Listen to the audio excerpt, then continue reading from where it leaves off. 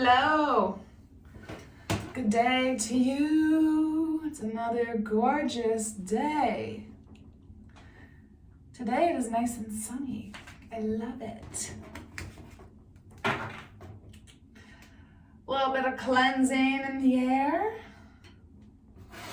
Let's get a little bit of a shuffle in.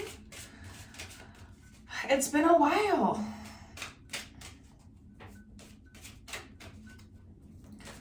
I have nothing to share.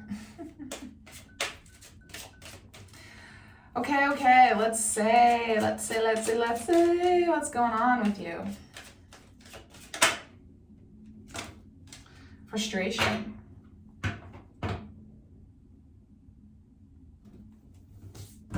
What about? What are you frustrated about? I wish I was wearing sunglasses. It's like so bright in here. The Wheel of Fortune. You're frustrated about how your fortunes have changed somehow. I wonder why. Why would that be? I often see the Wheel of Fortune as being a positive thing, but you know, the wheels can turn in whatever way. So could be, so it's basically like a change of events, a change in what you perceive your fortune to be. And I guess often I just think of it as a positive way, but let's see. I can't imagine why you would be frustrated if it was a good change. Let's get a little bit more information about this Wheel of Fortune. What has changed? In what ways has the Wheel of Fortune changed? Let's have a couple of cards that represent the Wheel of Fortune change that has occurred. That's one card. Let's get 3 cards for a rich, ooh, okay. 4 of Wands. The Moon. Now we have 8 of Wands and the 10 of Swords. Okay. I'm very sorry for the pain. I'm not personally sorry, but you know, so it seems as though some sort of union has come to a quick end and you don't know why.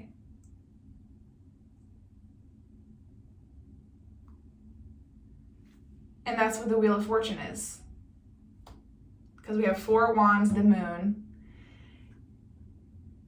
and 8 of Wands, 10 of Swords. 8 of Wands, 10 of Swords, you received news, you received incoming news that happened very fast and it was about a painful ending. The 4 of Wands with the Moon,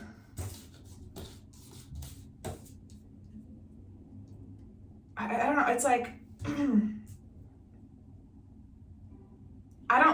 maybe it's partially that you don't know why it ended, but I don't know if that's entirely true, but I don't know, it seems to me that there is something about this union that is hidden from you in some sort of way. I don't know what that means, like maybe you thought you saw the relationship really clearly and then for some reason now you're in this moon energy looking at the 4 of Wands, which means you don't see it clearly, or something has been illuminated for you that you're realizing was always there, but now you're just seeing it for the first time. Okay.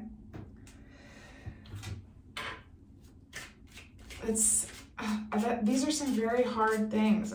You must be feeling a lot. What else? So this is the situation.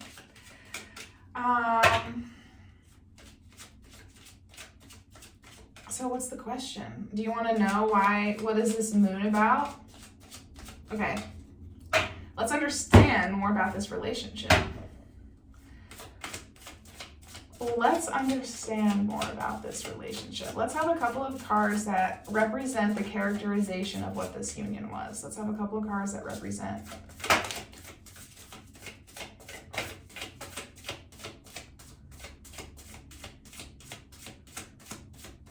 Let's have some more. That's just one. That 2, 3. Oh. So we have the Magician, the 7 of Wands, and the High Priestess.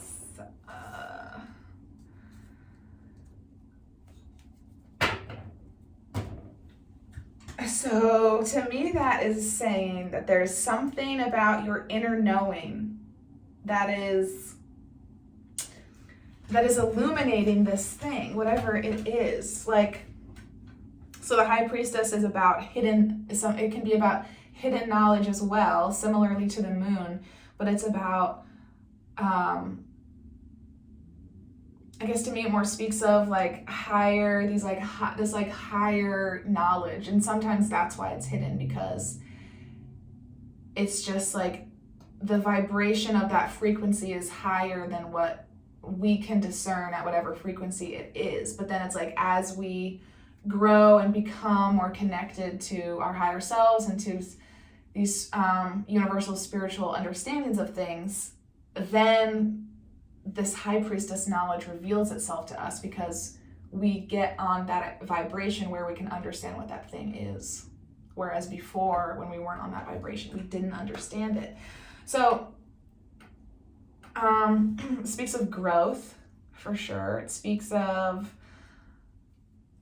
having these like light bulb moments of like, oh, I understand why it was like that, kind of thing. Or like, oh, I get it now. Like, all of that stuff does actually make sense now that I'm here at this vibration, you know. So the Magician is about power, taking action, having a lot of power to manifest whatever it is that you want. So the Magician comes out when you have a dream of something and you are working towards bringing that dream into a reality.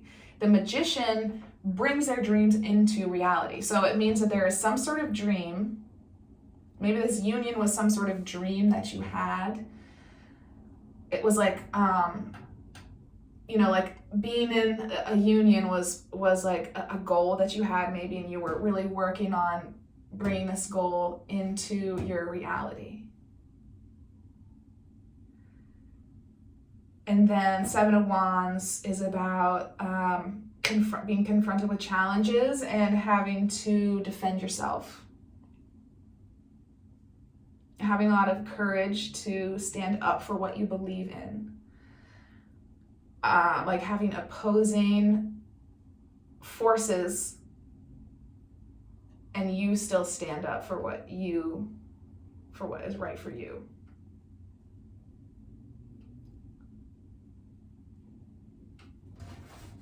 I want to get another row here. What else? Let's get another row. Okay, I'm going to shuffle. We're just going to take it from the top. Shuffle, shuffle, shuffle. Does that feel right?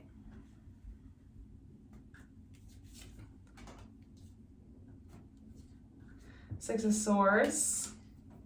2 of Swords. The Creator. 6 of Swords is about moving on and exploring.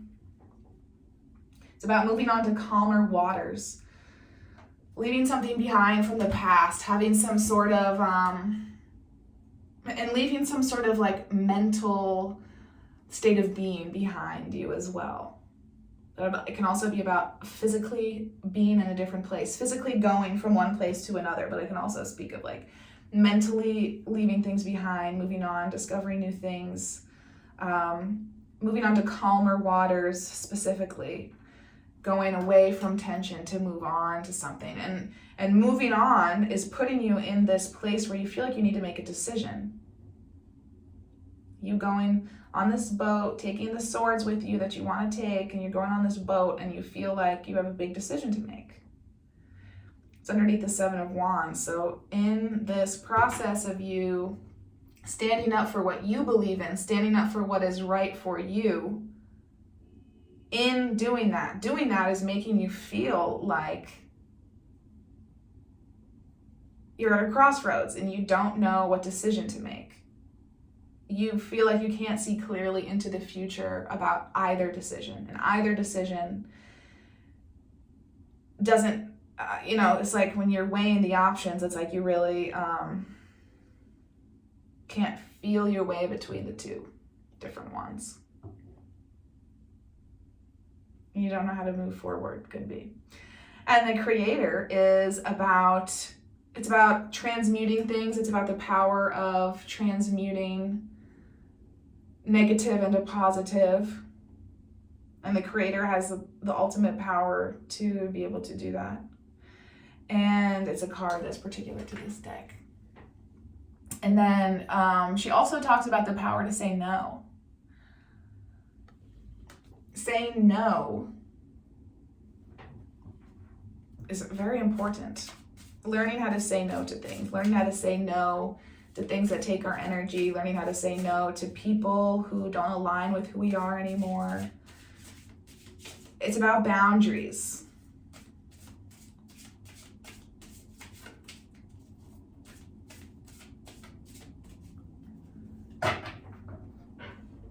So you're trying to establish boundaries for yourself then.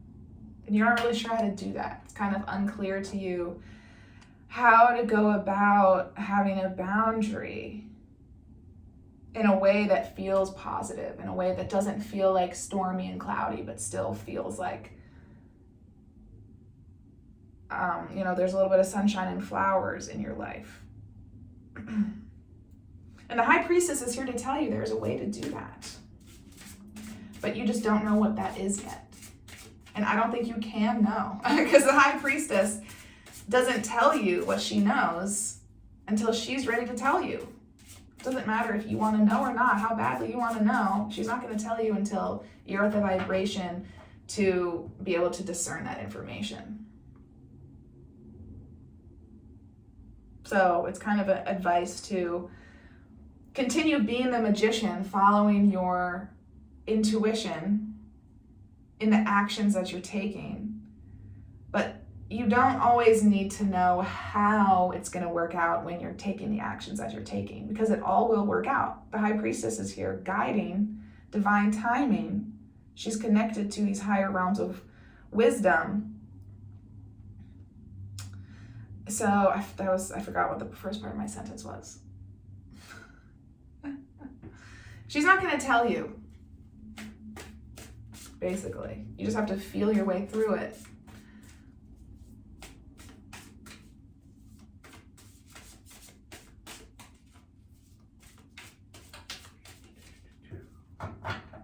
What else is up? What else is...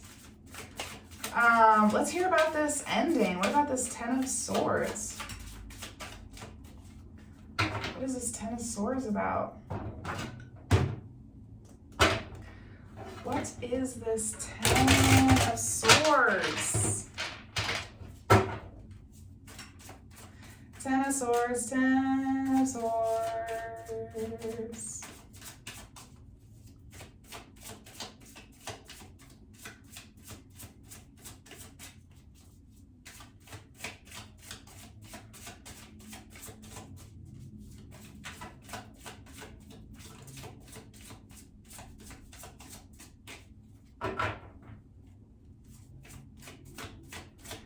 Ten of Swords. What else do we need to know about this?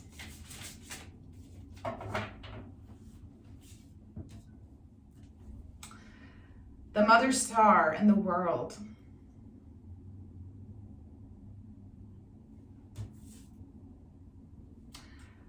It's interesting that both of the special cards associated with this deck are out on the table right now. And it's funny because, well, maybe not to you, but it's funny because the Creator is a representation of no, and the Mother Star is a representation of yes. And so it's like, to me, because, so it's like sometimes when the Creator comes out, like if you have a yes or no question in your mind before the reading has started, then the Creator is like, no. The answer is no to that question. And then if the Mother Star comes out and you have a yes or no answer, question, then the answer is yes. But both of them are out. And so It's kind of like you're flip-flopping back and forth, which is very similar to this Two of Swords energy. But then at the same time, the message I'm getting is, because it's about the Ten of Swords, is that yes, this is an ending. Yes, it is final. The world is a completion. Whatever has ended has come to its natural completion. It was time that thing had its cycle, and that cycle is done. It has completed.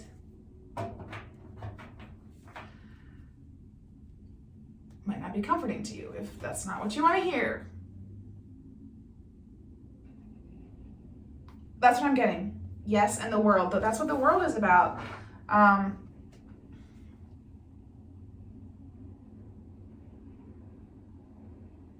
What did you learn? Let's hear, what did you learn from this? I know that's something that you have to discern for yourself, but let's see if the cards, what it wants to come out. Two of Wands.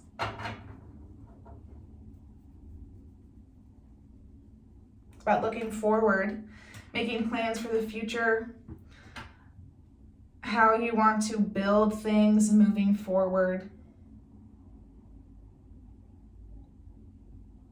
And like the foundations of those things. What else about what you learned?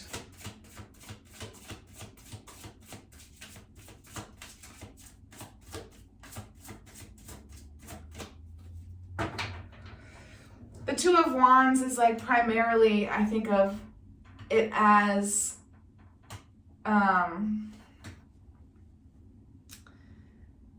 like how you want to do things in the future. Like you're looking ahead to projects and plans that you want for yourself, and you're thinking about how to get there. So something about that, you learned something about that. I guess.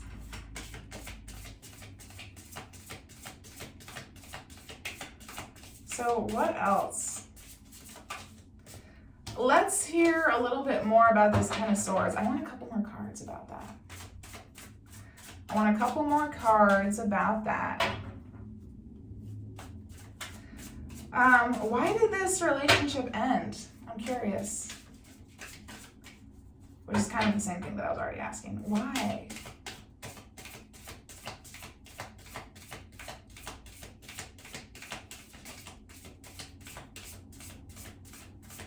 Why?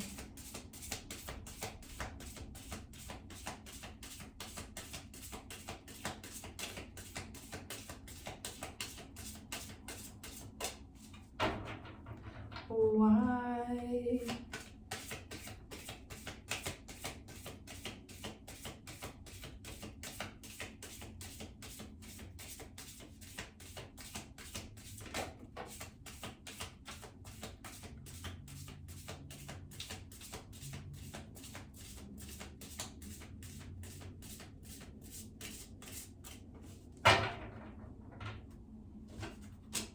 The Nine of Cups.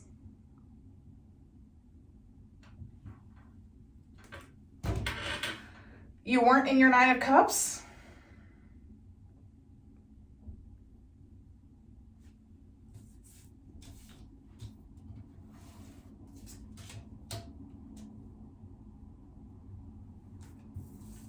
I don't understand.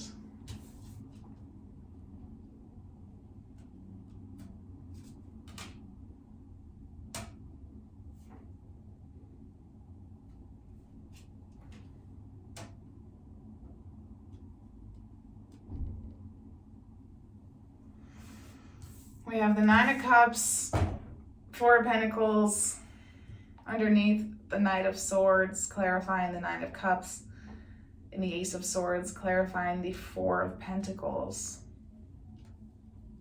Is that what I said? Did I say Four of Pentacles? I always meant... mix these names up when I say them. I always realize that when I watch it back sometimes.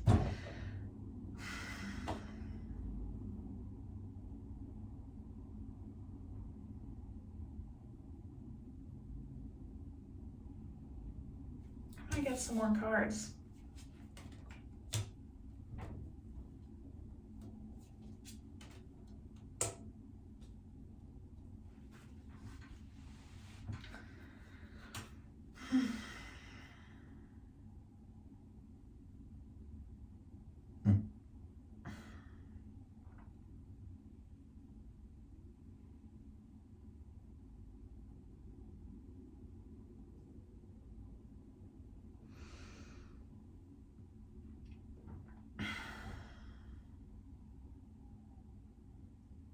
I'm trying to figure it out.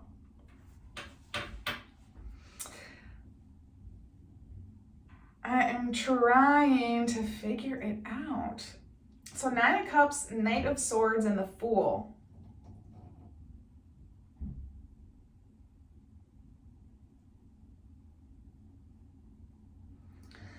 So something about this relationship, you were not in your 9 of Cups. For some reason, you were blocking yourself from that, or the situation made it feel like it was blocking you from it.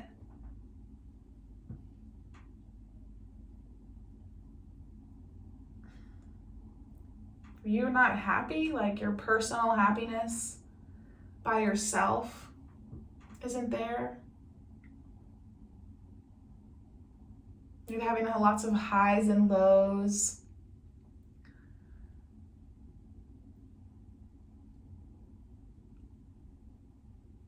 Within the relationship, and you just want to start fresh. 4 of Pentacles is about foundation, sense of foundation and stability. Ace of Swords is a light bulb moment, a moment of clarity. So there's been some sort of clarity that you've had about your sense of foundation and stability. Security, savings, could you be your financial material circumstances in a foundational sense. So this could be a lot of things. Whatever that foundation in your physical world feels like.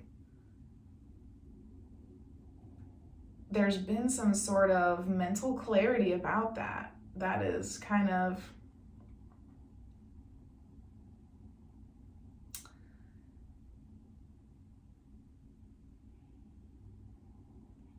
it's like, I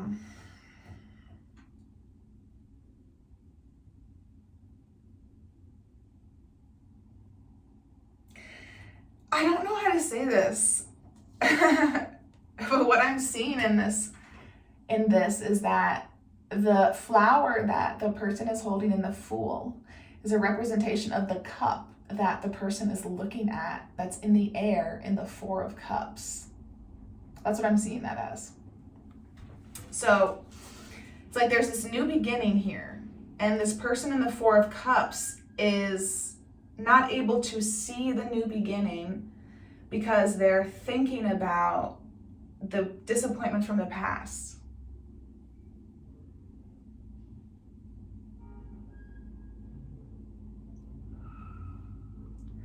You're not able to see the chance for starting new, starting afresh.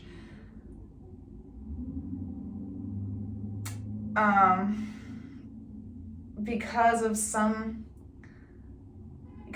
disappointments or disillusionment that you've experienced in the past. You have a certain yearning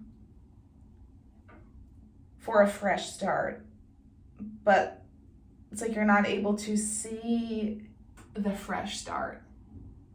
It's there, but you can't see it.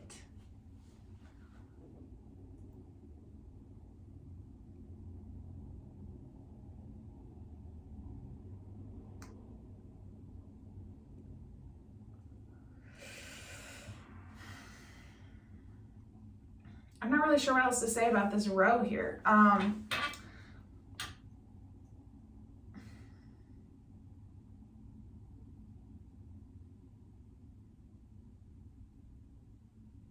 Maybe there were some harsh words said in an argument.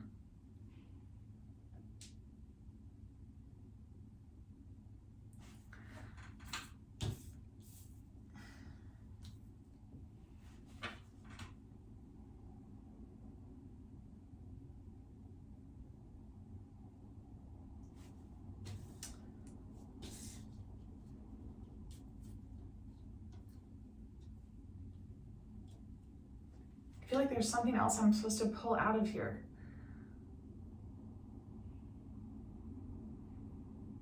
I don't know what that is, though.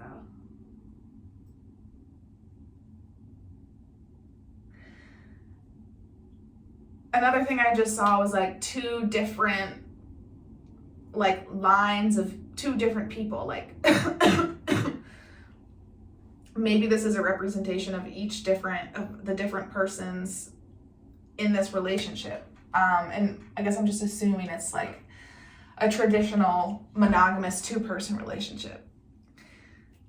One person being kind of focused on like emotional happiness and their personal truth and like taking big risks for your like future, for potential. And another person being really focused on a foundation, success, and like being afraid of disappointment, of being afraid of things not working out. I don't know if that really resonated with me when I was just saying it. What's the takeaway? 8 of Cups, change. It's time to change. It's time to leave things behind and move forward, unencumbered by what you've collected in the past. That's what it's time for.